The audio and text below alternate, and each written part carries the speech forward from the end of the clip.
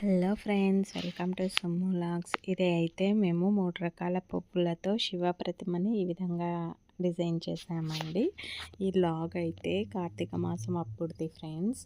కొంచెం డిలే అయ్యింది. ఇంకా అప్పుడు టెంపుల్కి వెళ్ళి అలా శివుని ప్రతిమను అలా చేసి దీపం అయితే వెలిగించాము.